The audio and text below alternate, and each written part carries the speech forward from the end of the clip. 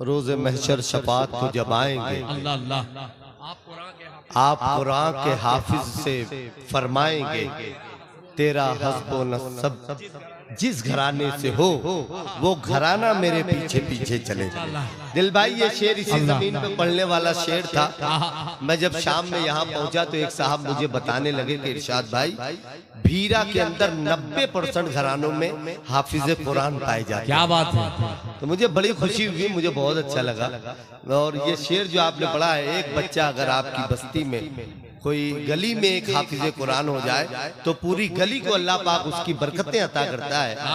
किसी एक घर में कोई हाफिज कुरान हो जाए तो उसका पूरा घराना दुनियावी भी और आखिरत की भी कामयाबियों से हमकनार होता है। मैं बहुत मुबारकबाद पेश करता हूँ दिल खैराबादी साहब बारगाह रहमत आलम सल्लल्लाहु अलैहि वसल्लम में अकीदत व मोहब्बत का नजराना पेश कर रहे थे। अब नाते पाक के सिलसिले को यहीं पर मुलतवी करते हैं, आगे बढ़ते हैं। गजल के दौर का आगाज करना है, लेकिन उससे पहले मैं चाहता हूं कि आपके अपनी इस बस्ती के साबिक चेयरमैन अली जनाब मोहतरम मोहम्मद अहमद अल मारूफ मोहम्मद अली साहब, इनका नाम इंतखाब किया गया है आज की इस बज़्म की सदारत के लिए। तो मैं इनके नाम का ऐलान करता हूं सदारत के लिए। और ताईद तो मैंने पेश की, अब मैं तहरीक भी पेश कर देता हूँ। जितने हाजरीन यहाँ पर हैं सभी लोग इस नाम की ताईद करें सदारत के लिए, जोरदार तालियां बजाकर। अली जनाब मोहम्मद अहमद मोहम्मद अली साहब और मैं सदर साहब से गुजारिश करता हूँ कि आप मसनद सदारत पर जलवा अफरोज होकर इस प्रोग्राम को आगे बढ़ाने की इजाजत मरहमत फरमाएं। मुझे बहुत अच्छा लगा दिल भाई, आप नात पढ़ रहे थे और विधायक जी जो है राजेंद्र कुमार साहब, उन्होंने किसे जर दिया, पैसा दिया। क्या बात है। यकीन माने मेरा सीना चौड़ा हो गया। बस मैं पूरे हिंदुस्तान की मीडिया वाले चाटुकार लोगों को बताना चाहता हूँ कि ये मेरा हिंदुस्तान है, आप टीवी पर उसे तबाह नहीं कर सकते। आप इस हिंदुस्तान को टीवी पर तबाह नहीं कर सकते। ये असली हिंदुस्तान है जो यहाँ पे मौजूद था। दिल खैराबादी अपने आका की नात पढ़ रहा है और राजेंद्र कुमार जी उसको पैसा दे रहे हैं। ये हिंदुस्तान है, इसे तबाह नहीं कर सकते आप, इसे तबाह नहीं कर सकते। बड़ा खूबसूरत सा शेर पढ़ता हूँ। लियाकत जाफरी ने कहा था कि समुंदरों के लिए सीपियां बनाते थे, अजीब लोग थे वो मछलियां बनाते थे। अब अगले दो मिसरों में आपको हिंदुस्तान नजर आ जाए तो आपकी तालियों की गड़गड़ाहट कमजोर नहीं होनी चाहिए। समुंदरों के लिए सीपियां बनाते थे, अजीब लोग थे वो मछलियां बनाते थे। हमारे गाँव में 2-4 हिंदू दर्जी थे, नमाजियों के लिए टोपियां बनाते थे। हमारे गाँव में 2-4 हिंदू दर्जी। अरे क्या कहने इरशाद, बाबा बाबा में 2-4 हिंदू दर्जी थे, जिंदाबाद नमाजियों के लिए टोपियां बनाते थे। ये हिंदुस्तान है, इसे तबाह करने की बहुत कोशिश की जा रही है, लेकिन ये होने वाला नहीं है। जब तक आप जैसे मोहब्बत करने वाले लोग, विधायक जी जैसे लोग यहाँ मौजूद रहेंगे, इस मुल्क हिंदुस्तान में नफरतों का बोलबाला नहीं हो सकता, बल्कि मोहब्बतें आगे बढ़ती रहेंगी और इसी तरह से एक दूसरे का साथ देते हुए हम आगे बढ़ते रहेंगे। ग्रामी अली जनाब वीरेंद्र साहब भी यहाँ पर तशरीफ फरमा है, वीरेंद्र जी भी बैठे हुए, मैं उनको भी शरीक करता हूँ। ये उर्दू जबान का मुशायरा है। मैशर आफरीदी ने कहा था कि जमीन पर घर बनाया है मगर जन्नत में रहते हैं, जमीन पर घर बनाया है मगर जन्नत में रहते हैं। क्या कहने, हमारी खुश नसीबी है कि हम भारत में रहते हैं।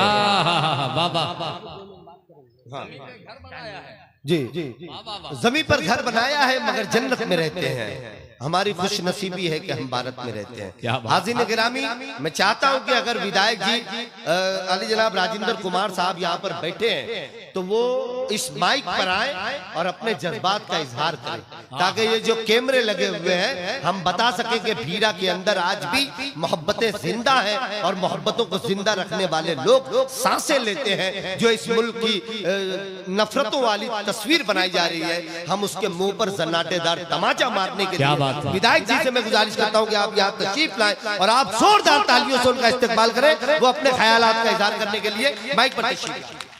क्या बात है, ये देखिए। सबसे पहले भीरा की सरजमी को मैं नमन करता हूं, जिस मिट्टी पर आज नेशनल स्तर का मुशायरा आयोजित किया गया। इस मुशायरे के संचालक महोदय हमारे खैराबादी और उनके सभी साथीगण, जितने भी शायर आए हैं, शायरा लोग आए हैं, सभी लोगों का मैं पूरे मोहम्मदाबाद की ओर से उनका इस्तकबाल करता हूं। और आज के इस कार्यक्रम के मुशायरे की सदारत कर रहे पूर्व चेयरमैन आरी जनाब, हम लोगों के साथी आदरणीय अली साहब, इस मुशायरे में आए हुए इलाके के कोने कोने से सभी सम्मानित बुजुर्गों, नौजवान दोस्तों, प्यारे बच्चों, साथियों, शायर गीत के माध्यम से अपनी बात कहता है, नेता अपने जज्बात को अपने शब्दों में सदन से लेकर के सड़क तक कहता है। खैराबादी साहब, जब इसी उत्तर प्रदेश की सदन में सनातन पर चर्चा हो रही थी, क्या बात है, सारे लोग ये बताने में लगे हुए थे कि ये लाल झंडे वाले सब सनातन विरोधी हैं। सारे लोग जब ये बताने में लगे हुए थे कि ये लाल टोपी वाले, लाल झंडे वाले या अखिलेश यादव जी या उनके लोग सनातन विरोधी हैं, मेरा दिल कचोट रहा था कि मुझे भी 2 मिनट का समय मिल गया। सौभाग्य रहा कि मुझे भी समय मिल गया। क्या बात। मैंने कहा कि यहाँ सनातन की भी बात हुई, पुरातन की भी बात हुई, कुंभ की भी बात हुई, महाकुंभ की भी बात हुई, आस्तिक की भी बात हुई, नास्तिक की भी बात हुई, लेकिन वास्तविक बात नहीं हुई। मैं वास्तविक बात कहने के लिए खड़ा हुआ हूँ मोहम्मदाबाद की सरजमी से। ये बात मैंने सदन में कहा था, ढूंढेंगे तो मिल जाएंगे। क्या बात। कौन से सनातन की बात करते हो? सत्ता पक्ष के लोगों से मैंने सवाल किया था, चेयरमैन साहब सदन में किया था। कौन से सनातन की बात करते हो?